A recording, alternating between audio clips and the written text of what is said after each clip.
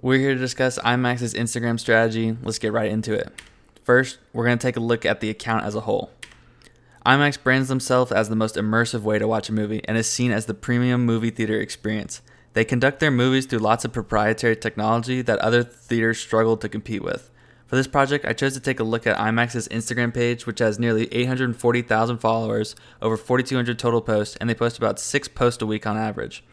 Their current content consists of many promotional style posts. This includes movie trailers, posters, and a lot of insights from people involved in their upcoming films. These insights typically come from the director or lead characters in the film talking about why they're excited about the film and specifically why they're excited about it being shown in IMAX theaters. Alright, time to break down the IMAX SWOT analysis.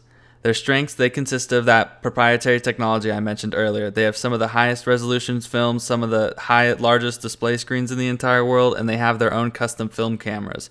Another strength is their consistent branding of being the most immersive movie viewing experience, as they really put their money where their mouth is for the quality of their services. There are some clear weaknesses, however, as there is only a limited selection of IMAX theaters. There's about 1,700 different locations and only 30 locations for the 70mm theater, which is supposed to be like the holy grail of films.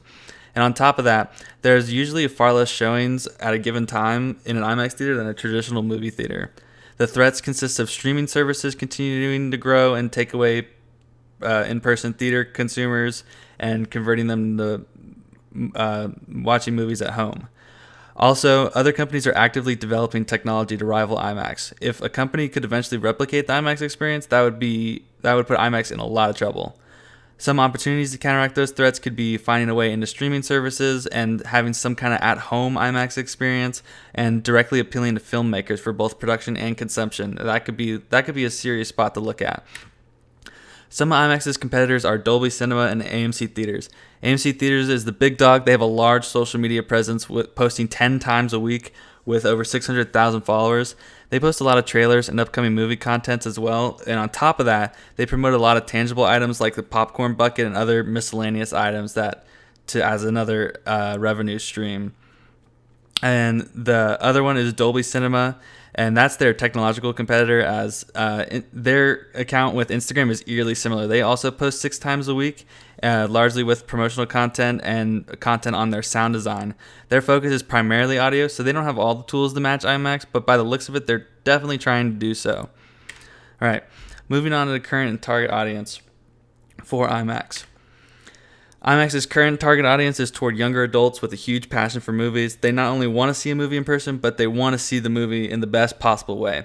A statistic about their moviegoers was about 3/4 of the audience would go around once a month to see a movie. Our goal audience, however, is going to be appealing towards millennial men with a higher disposable income. We're going to be specifically looking for people with an interest in technology and entertainment, but they don't really watch many movies, but they're open to start seeing more movies. This leads us to our target market. We're going to be targeting men ages 27 to 34 who live in suburbs near major cities in California, Texas, and New York, as we're slightly location locked due to the lack of theaters and it being an in-person service. An optional characteristic is being in a relationship. This is right around the age where you think about having kids, and getting guys converted to IMAX before having children could potentially lead to an IMAX family, which would be great for business. Furthermore, they need to be in the top 25 to 50% of household income, and they need to have an interest in technology, music, and entertainment services, either live or digital. Because Taylor Swift concerts are acceptable, especially because her movies are also coming to IMAX, which is cool. And my persona for this would be John Reese. He's 30 years old. He's living in Irvine, California. He's engaged, highly educated. He enjoys watching YouTube. He's a piano player. And some of his key behavioral aspects is that he's open to trying new things, and he's easily influenced by the people that are close to him. John would expect IMAX to make the movie memorable. He would want the theater experience to create a positive memory and add to his interest of the movie to potentially go and dive into more content after it, potentially.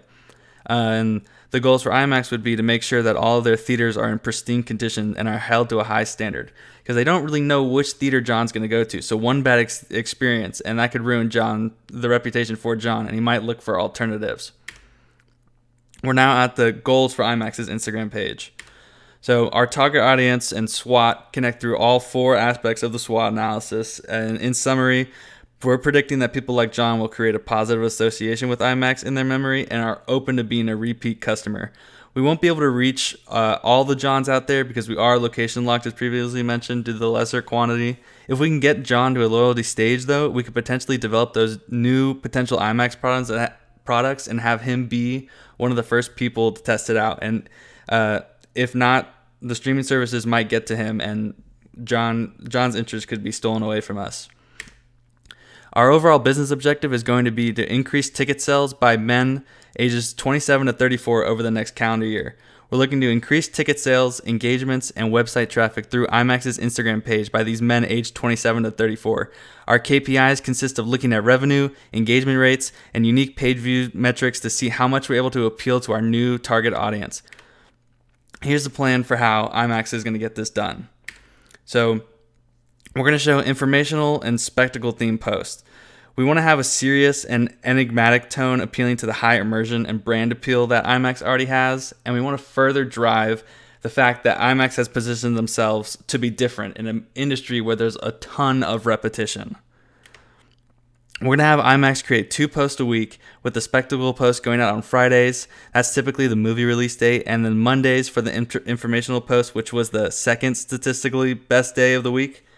And for sharing content, we're going to share content created by both us and our talented audience. An idea I had, it was to encourage people that are in our target audience to join and to join in and create, and by creating a competition to create a trailer for upcoming films. This would be a way to create more engagement and allow for more content to be posted on our behalf, and we probably will be able to keep the high production and serious tone, as the people in our target audience could potentially be content creators and could be very talented individuals and fall into that opportunity section that was earlier in that SWOT analysis.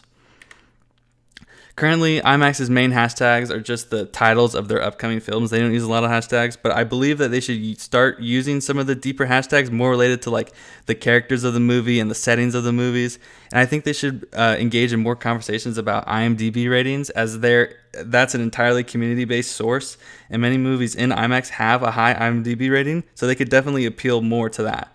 I think Leonardo DiCaprio could be leveraged as the face of the company, or like a potential big image on the behalf of IMAX, as he's been in many IMAX movies in the past, and he even has another one coming up next month. The best way that IMAX can engage and develop their audience and build those reciprocal relationships is by just listening to their audience. The relationship can't be one-sided. They must encourage their audience to share their voice and give IMAX the opportunity to make some insightful dialogue. So in conclusion, the strategy is to just more serious and elevated tone to generate the importance of these films and the company. The IMAX is going to drive these KPIs through new content creation strategies, new sharing and producing tactics, and they're going to be more in tune with their audience. An increase in engagement would increase our chances of conversion with our target audience, as well as revenue goals, sending them further along the marketing funnel. That's all I have. Thank you.